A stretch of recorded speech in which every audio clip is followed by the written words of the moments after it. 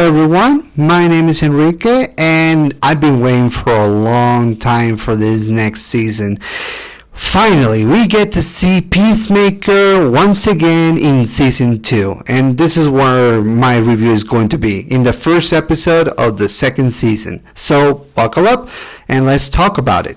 Now, before we even start talking about the episode itself, let's talk about the state that is the DCU at this moment. We all know what happened after the events of the Snyderverse collapsing on itself, how James Gunn became the new CEO, or at the very least the new head of the DCU department alongside Peter Safran. I already talked about Creature Commandos and of course Superman, which is one of the few movies that James Gunn directed for this universe, and we're continuing in that direction when we talk about this season. I often said it before and I'm going to say that again. Peacemaker, in my opinion, is one of my favorites, if not my definitive favorite DCU character in this universe and any other. What I like about this version of Peacemaker, aside from the fact that it's played by John Cena itself, is the fact that this is a universe in which the Peacemaker could be used in a more grounded reality but with ridiculous humor. That's something that James Gunn always excels when it comes to this kind of movies and TV shows.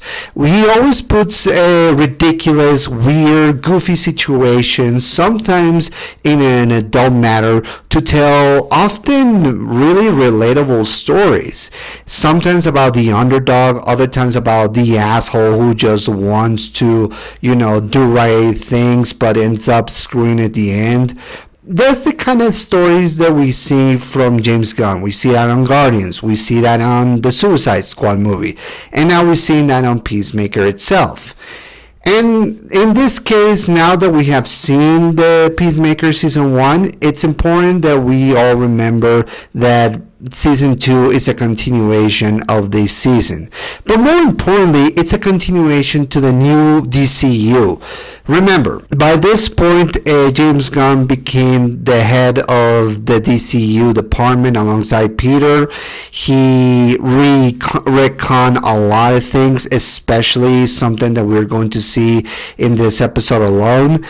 And yeah, so we're going in a new bold direction. So buckle up and let's take a look at what is going on. Before anything, I forgot to mention, if you want to know my thoughts on season 1, check out my video. I did it this year and I'm glad that I did it because I wanted to talk about it and catch everyone to speed. So I'm going to take my time with these episodes, so let's take a look. We begin this season by seeing Christopher Smith, aka Peacemaker, in his father's home. After the events of season 1, he not only left his trailer, but also came with Eagly to live under his father's house. But after a few months, he finds himself feeling a little bit depressed, almost like he doesn't know where he is right now. At that very moment, he goes into the pocket universe that his father installed for all the equipment, for both Peacemaker equipment and White Dragon suits.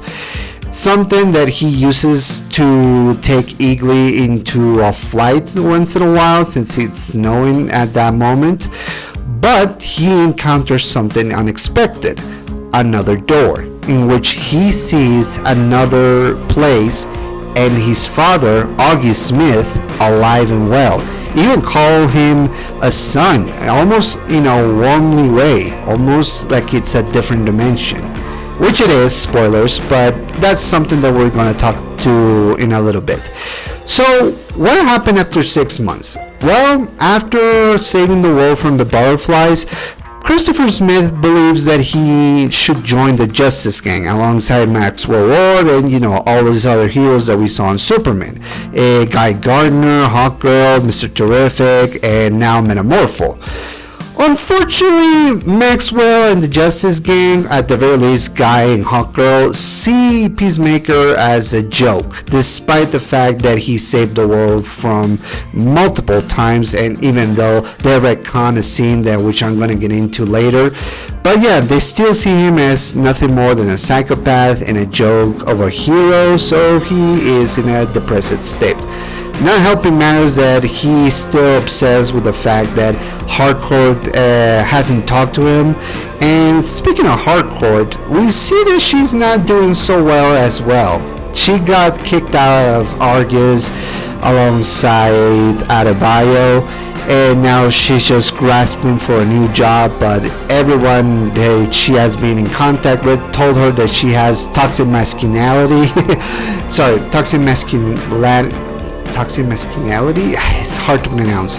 Toxic masculinity, and basically she's trying to find a way to get a job, but she has been unsuccessful, and the fact that she is having a lot of anger issues demonstrates that. Regardless, Chris still has hope that maybe Harcourt, or in this case Emilia, sees him for a date or for something, maybe reveal that she is in love with him or something, which is something that we know Christopher had feelings towards from the beginning of the season, seeing Harcourt less as someone to, have sex with and more someone that he could spend the rest of his life with, but unsuccessfully they don't go to that. And after a party that I'm just gonna say that it goes very wild very quickly, he decides to go into the other dimension, in which he not only sees his father alive, but also his older brother Keith also alive as well.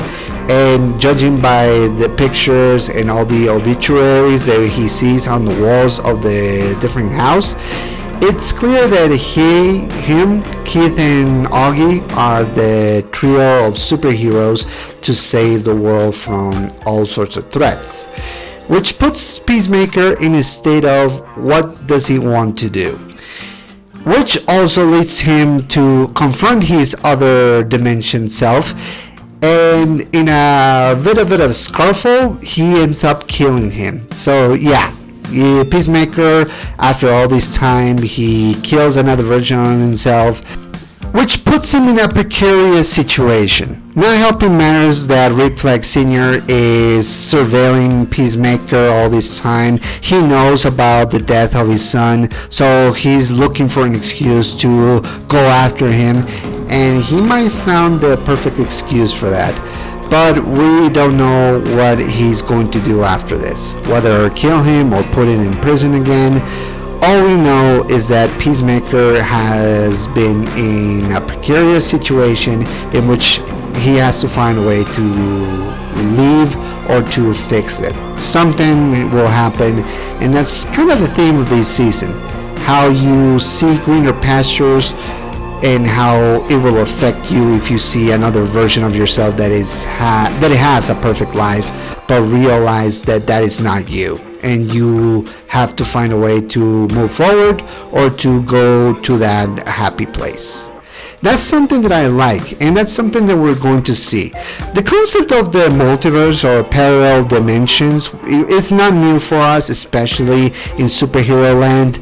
But one of the things that I appreciate from this one is that it's more personal, that you feel like the characters see a version of themselves in a different way, whether it's good or bad, and realize whether it's a good life or it's a bad life and what you have. It makes you reflect on yourself, almost like a mirror version of you, but in a different way, and how it will affect you in the long run. We see that before, and we're gonna see that in this season. So I really like that we are going in this direction. So before I talk about the characters that we see in this season, let's talk about something fun. Let's start with the dance sequence. We got openings of the dance sequence before in Peacemaker. The first one is not only one of my favorite intros for a TV show of all time, but it's one of the funniest and most pointed that I ever seen in my life. And that is something that I really enjoy. That this universe doesn't take itself too seriously. Like, it can be serious, but it can also be fun, creative. We can see that in Peacemaker. That's something that I really enjoy. And in this season, we get a new theme song, we get a new dance sequence, but it's still funny. But in my opinion, it's also the most heart-wrenching. It has the goofy humor that we see. All the characters dancing without any emotion in their face, as well as seeing all goofy stuff. But one of the things that I enjoy is that it might have a deep meaning of, love and fantasy, and also about death. It's hard to say, but I feel like this season we're going to see the characters being boosted into new directions.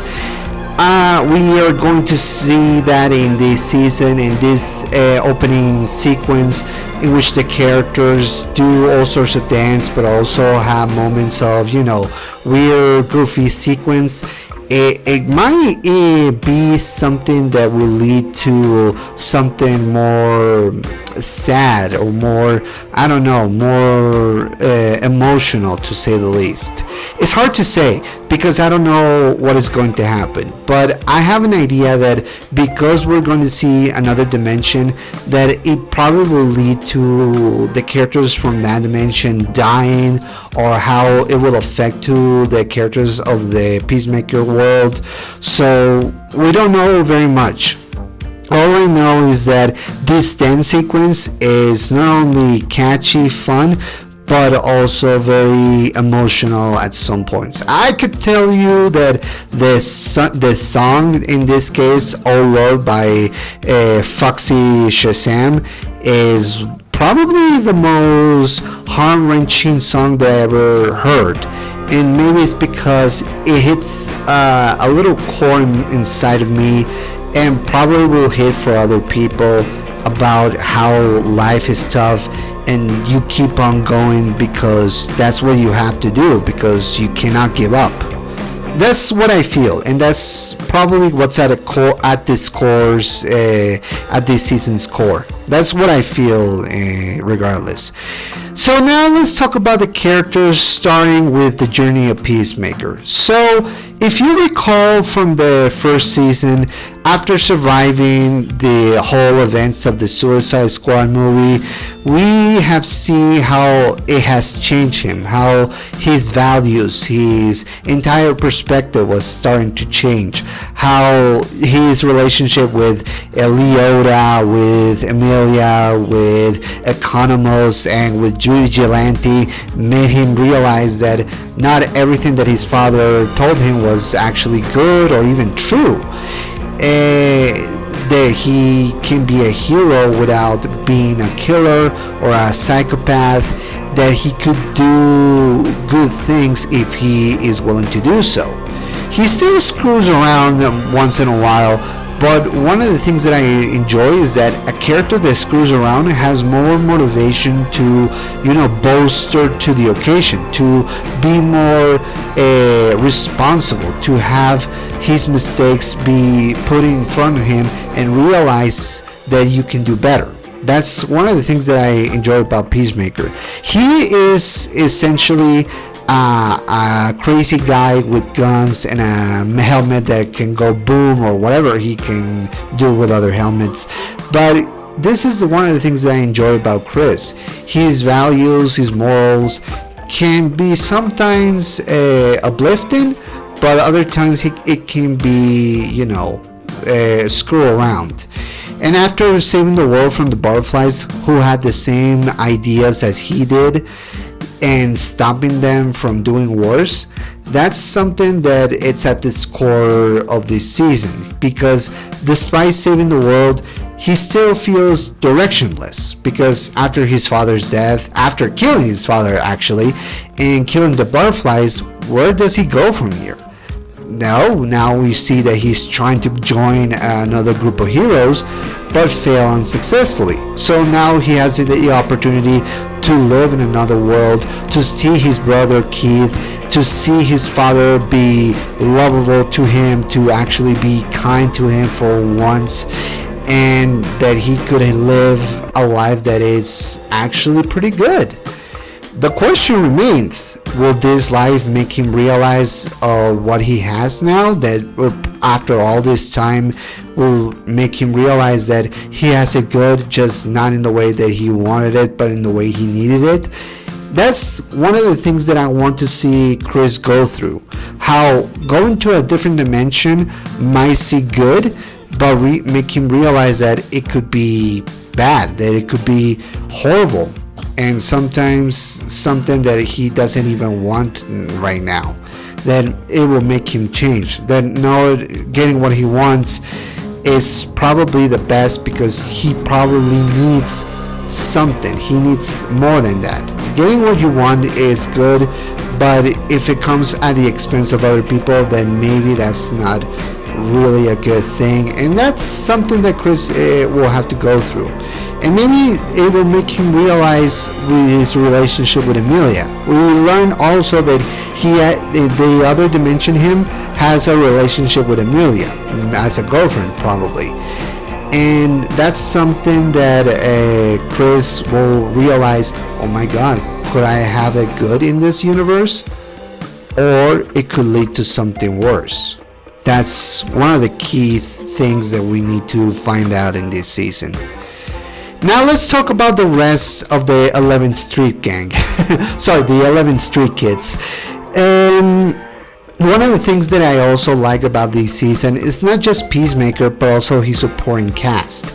So let's talk about the ladies of his life, Leota de Valle and Emilia Harcourt. Now, I said it before that Emilia had a rough time because not only did she got kicked out of Argus, but she has nowhere to go to work. She has the skills of a killer and an agent, but there is no agency that will accept her because of her anger issues. And we see that in the first episode, that all her anger is being displayed in other people. And in a bar scene in which she fights a bunch of bikers, it's basically what she wants, to unload all that anger and to inflict the most pain in the majority of people she can find. Even though she doesn't want to do this, she feels like there's nothing she can do, that Emilia feels like in a hole that doesn't know how to get out of. And things are not getting better for Leota as well. We learned from this season that not only Kia, her wife, left her, but now she's living in a hotel. Or in this case, in a hotel that John calls the worst level of Grand Theft Auto. Just ridiculous. But yeah, basically Leota is still a good friend to Peacemaker, but she's having a rough time and doesn't know how to get out of.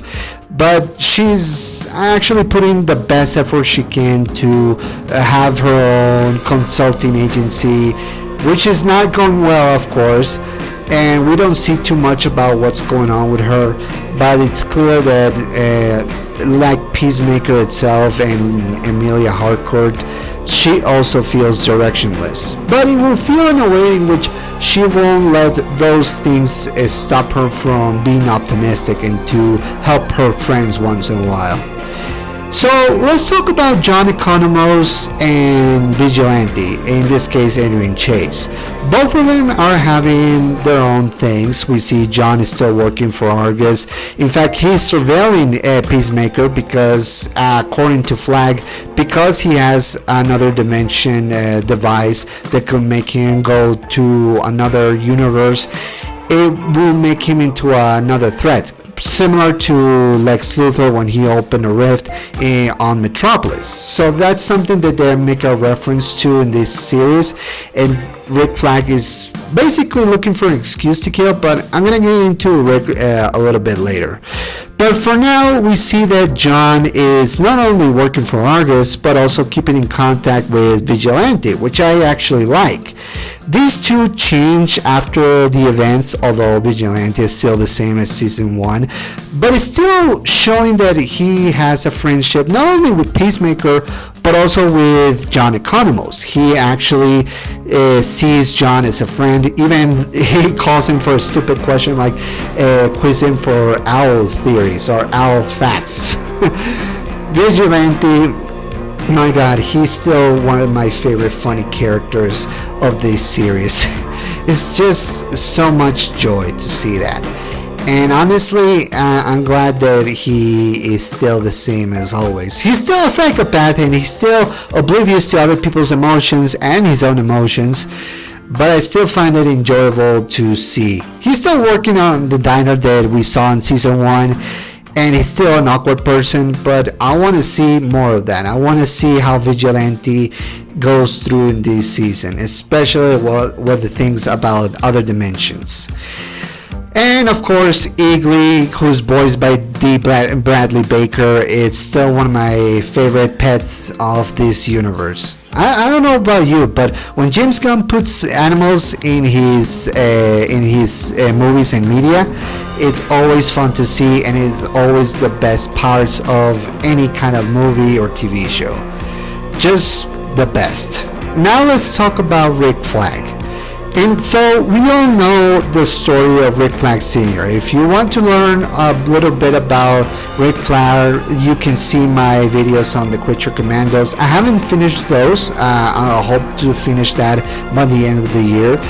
But yeah, basically Rick is feeling vengeful for the death of his son. Remember, Peacemaker killed Rick Flag Jr. in the Suicide Squad movie. Senior is now looking for an excuse, for a reason to go after Peacemaker and either kill him or put him in jail. And that's one of the things that we're going to see, the repercussions of Peacemaker's actions. We see that from the original Suicide Squad, how it affected him, the death of Rick Flag Jr., and how the Rick Flag Sr., who's played by Frank Grillo, is going to be in this series. How is the death of Rick Flag Jr. is going to affect Rick Flag Sr., and how it will affect Peacemaker when he is confronted by the father. And that's something that I want to see. Now that we got introduced to Grillo as Rick Flag Sr. in this universe, I want to see what happens to him. How is it going to react? There is also talks or rumors that the Joel Kinnaman, who played Rick Flag Jr. in the original Suicide Squad movie, is going to make an appearance in this season. And I have a theory that maybe we're going to see Rick Flag Jr. alive and well in the other universe, where Peacemaker is a hero alongside his father and brother. So that's something that I'm looking forward to see.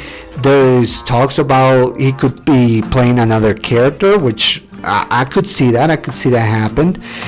But yeah, there are a lot of things going around, and we're going to see how Rick Flag Sr. is going to progress in this series. We saw how he was in Quit Your Commandos. We're going to see how it affected him, how his views on metahumans are going to change. We saw that a little bit on Superman, but now we're going to see that in this series alone. How these events in Peacemaker will affect and change him for better or worse, depending on how it progresses. And with the help of Sacha Baron and other agents and artists, he will find what is going around. And we're going to see more surprises about him, but we're going to save those for later on. Needless to say, it's good to see Frank Grillo as Rick Flag, and I'm looking forward to see what he does in this series. Now, before I close this review down, let's talk about the few things that I managed to caught in this series. So, let's talk about the elephant in the room. The opening sequence or the preview scene. So this is something that is retconning. So season 1, at the end of that series of Peacemaker, we see the Justice League. We see Superman, Wonder Woman, Aquaman, and The Flash. They make an appearance, but because they got retconned out of the existence because of the Flash movie, we see that they replace them with the Justice Gang. We see the new Superman, we see Mr. Terrific, Guy Gardner, Hawkgirl, And in this case, we see Supergirl. That's good to see that they all make an appearance, and they actually make those events of the season 1 canon, with the exception that now instead of the Justice League, it's the Justice Gang. I really enjoy that. And there's jokes about Guy Gardner being a puke freak. Oh my god, this is serious. But yeah, we also see the appearance of Hawkgirl and Guy Gardner, and of course Maxwell Lord conducting interviews to other heroes to put them in their team, in the Justice Gang. So yeah, they're a bit of assholes to Peacemaker. I mean, people say Peacemaker is an asshole, but these guys are worse, especially Guy Gardner.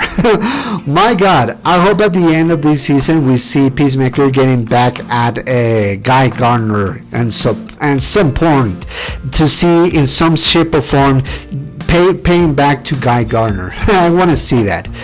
But yeah, other reference that we see, we learned that Sasha Redux is another Batman character that we haven't seen before, but this is the first time we are seeing her, and it's played by Sol Rodriguez. So I'm glad that I'm seeing that. Speaking of Batman, we get references of Arkham by the TV news The Sphere that we also saw on Superman. We get talks about Arkham, inmates escaping. In the other dimension, we see reference to Batman from the Ultra Humanite, as well as the Rainbow Creature. I want to see the Rainbow Creature. I don't know about you, but I want to see how the Rainbow Creature is in that universe, if they ever make that scene. Or any other in the DCU. I want to see that. And finally, we also get to see White Rabbit, or is White Bunny? I can't remember, because there are two white women wearing White Rabbit suits in both the Marvel and DC. So there's a bit of a confusion, but I understand that this is called White Rabbit. She's from the New 52. And we get a snippet of her leaving the interview all sad and humiliated. And judging by what Maxwell Lord said about her, that's saying a lot. That confirms it. But arguably the most important thing, in my opinion, is seeing Keith Smith alive and being a superhero. Now you're probably wondering, what kind of superhero is he playing? Well, it comes to the golden age of comics, in which he's playing another version of Captain Triumph. It's another golden age superhero which I don't know a lot. All I know is that it's from the Crack Comics and they were purchased by DC, so James Gunn is using another obscure character from the Golden Age but reinvented it into a new form. In this case, being into a guy with a mech suit that could fly and shoot lasers, or I don't know. I haven't seen Captain Triumph do things in this series, but I'm looking forward to. I want to see what Keith Smith is going to do as Captain Triumph, and I'm looking forward to see how it will develop his relationship with Peacemaker. And let's talk about who is playing him. The actor who plays Keith, aka Captain Triumph, is David Denman, who is from The Office. I don't know about The Office, or sorry, I haven't seen The Office show. I don't know what his role is in that series. I know he's a comedic guy, but I only saw this actor in a movie called Joyride, which was him playing a father for the main character, and he was funny there, I could say that, but I haven't seen him in The Office, so sorry if I don't know very much about the actor. But I'm looking forward to see him in this series, and after this, I'm telling you, I'm going to see what other things this guy has done in his filmography. So yeah, I'm looking forward to see what the actor does in this series. But yeah, overall, nothing to say much, but yeah, I enjoyed this first episode of the second season. I'm looking forward to see more of Peacemaker. other stories that will affect him, how the other dimension will make him realize or make him see what he has in his actual life, and how the others will be affected by these revelations and circumstances. So yeah, I'm looking forward to this season, and I'm hoping to see more Peacemaker. So without further ado, I highly recommend this first episode, and I'm gonna keep you on track of what happens in later seasons and later episodes, and see what happens. So I definitely going to enjoy this season. So let's hope for the best. I'm Ben Enrique, and I'll see you next time. Peace.